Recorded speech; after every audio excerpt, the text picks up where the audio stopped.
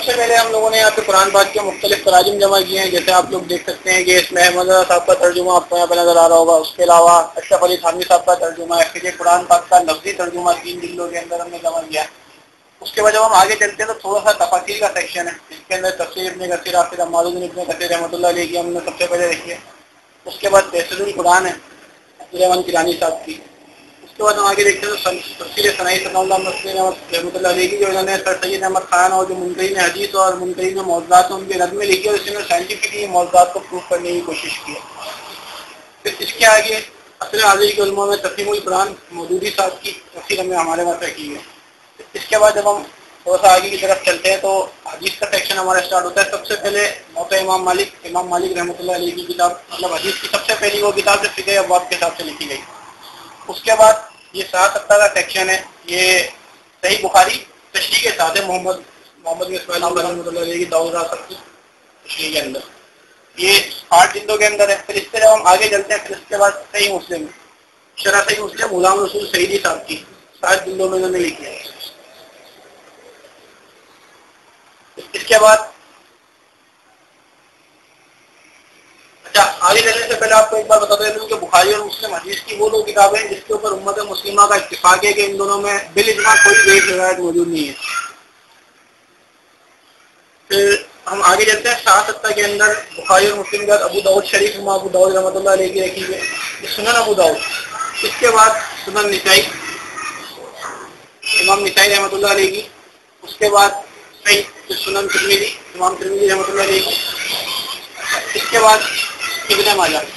یہ 6 کتابیں مل کے 7 مکمل کرتی ہیں. بخاری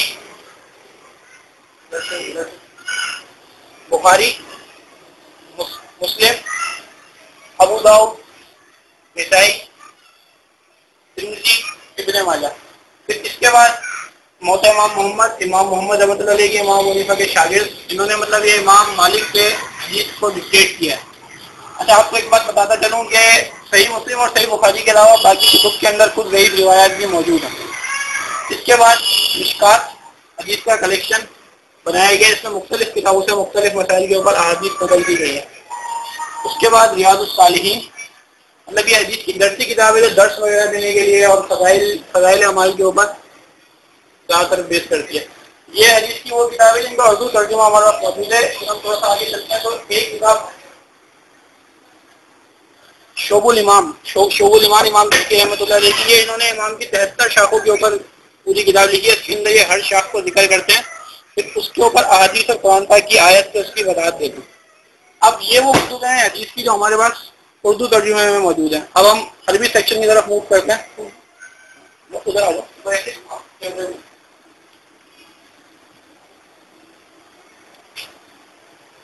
اچھا یہ جو ہم نے حدیث کی کتابوں کی سیٹنگ کری ہے یہ ان کی تاریخ وفات کے حساب سے اس کی سیٹنگ کی گئی ہے. مطلب جس محدث کا انتقال پہلے ہو گیا اس کی کتاب پہلے رکھی ہے. سب سے پہلے موسوعہ امام شافعی کتاب العلوم کے نام سے جو مشہور ہے امام شافعی کی حدیث کی کتاب, اس میں امام شافعی کے 10 رسائل بھی موجود ہیں. اس کے بعد مستد ابو داؤد طیالسی. اچھا مستد کتاب کا میں آپ کو بتاتا چلوں کہ مستد کتاب وہ کہلاتی ہے جس کے اندر فقہی ابواب کی ترتیب نہیں ہوتی, بس صحابہ کے حساب سے حدیثیں درج کر دی جاتی ہیں. جیسے ایک صحابی سے جتنی روایتیں ہیں وہ ساری ایک ساتھ درج کر دی جاتی ہیں. اس کے بعد مصنف عبدالرزاق. پھر اس کے بعد صحیح ابن حبان. صحیح ابن حبان نے مطلب صحیح کی شرائط کے اوپر حدیث جمع کرنے کی کوشش کی لیکن اس میں کامیاب نہیں ہو سکے. کچھ جگہ پہ ٹھوکر کھا گئے, اس وجہ سے یہ 7 میں شامل نہیں ہو سکی. اس کے بعد مستد الحمیدی امام حمیدی رحمۃ اللہ علیہ کی. سنن دارمی امام دارمی رحمۃ اللہ علیہ کی. پھر آگے چلتے ہیں مصنف ابن ابی شیبہ. اس کے بعد یہ آپ دیکھ سکتے ہیں مستر احمد امام احمد بن حنبل رحمۃ اللہ علیہ کی جو مطلب مشہور کتاب مانی جاتی ہے. حدیث کا سب سے بڑا مجموعہ ہے. اس کے اندر تقریباً 34,000 احادیث کو نقل کیا ہے. اس کے بعد ہم چلتے ہیں مسند ابو یعلا موصلی کی طرف. یہ بھی مسند طرز کے اوپر حدیث کی کتابیں جو لکھی گئی ہے. اس کے برابر میں المعجم الکبیر امام طبرانی رحمۃ اللہ علیہ کی. یہ کتاب معجم کتاب انہوں نے لکھی ہے اور یہ تابعین کے حوالے سے لکھی ہے کہ تابعین سے جو روایتیں آتی ہیں وہ انہوں نے نقل کی ہیں, صحابہ سے ہی نہیں ہیں. پھر اس کے بعد میں صحیح ابن خزیمہ. یہ بھی انہوں نے صحیح کی شرط پہ لکھی لیکن اس کے اندر کچھ ضعیف روایتیں درج کر دی. پھر امام طبرانی کی معجم الاوسط، یہ انہوں نے اپنے شیوخ کے حساب سے لکھی ہے، مطلب امام طبرانی کے جو شیوخ ہیں ان کے حساب سے انہوں نے کتاب لکھی ہے۔ اس کے بعد سنن دارقطنی، امام دارقطنی رحمۃ اللہ علیہ کی حدیث کی کتاب ہے۔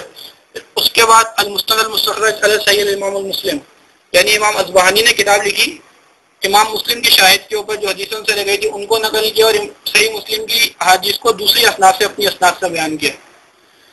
پھر اس کے بعد نیشابوری رحمۃ اللہ علیہ کے المستدرک علی الصحیحین، مطلب انہوں نے امام مسلم اور بخاری کی شرائط کا تعاقب کرتے ہوئے جو حدیثوں سے رہ گئی تھی اس کو اس میں نقل کیا۔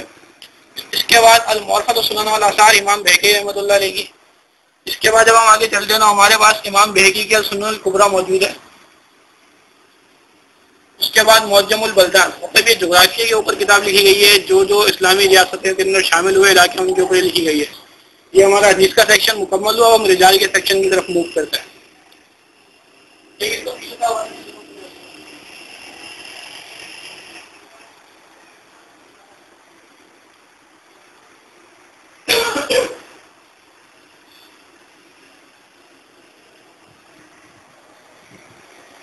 اب رجال کے سیکشن میں سب سے پہلے امام بخاری کی تاریخ الکبیر،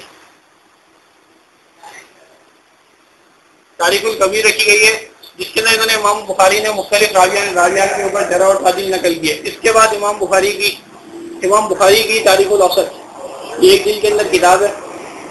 اچھا، پھر اس کے بعد المجموع فی الضعفاء والمتروکین امام شیروانی کی، مطلب انہوں نے ضعیف اور متروک راوی جن سے حدیث لینا محدثین نے ترک کر دیا تھا ان کے اوپر انہوں نے یہ کتاب لکھی۔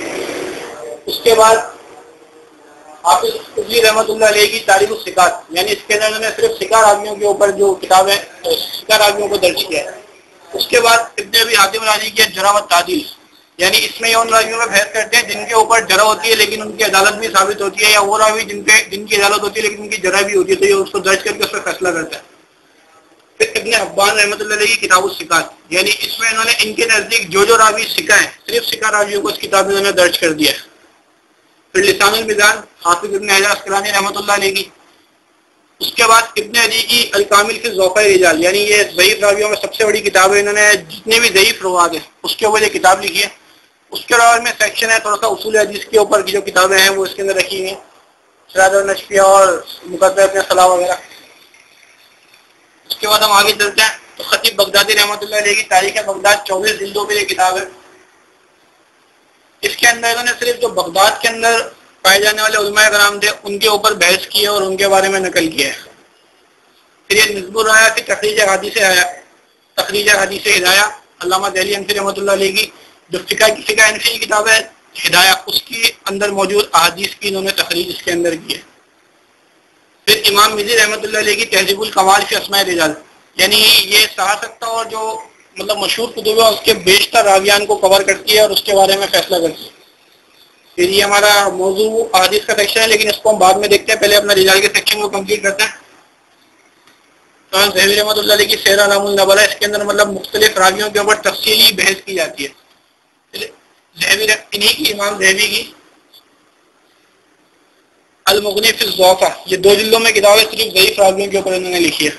پھر امام ذہبی کی العبر، یعنی یہ ان روات کے اوپر یہ کتاب لکھی گئی ہے جن کی تاریخ وفات میں اختلاف ہے، اس کو یہ ذکر کرتے ہیں۔ کتاب العلل، مطلب حدیث کے اندر جو مخفی علت ہوتی ہے، یعنی کہ اس کی سند صحیح ہوتی ہے بظاہر لیکن اس کے متن میں یا سند میں کوئی مخفی علت ہوتی ہے، اس کے وہ انہوں نے کتاب لکھی کتاب العلل 2 جلدوں کے اندر۔ پھر کتاب المراسیل ابو داؤد سجستانی رحمۃ اللہ علیہ کی، مطلب اس میں صرف مرسل روایتوں کو نقل کرتے ہیں۔ پھر امام شوکانی کی الفوائد المجموعہ،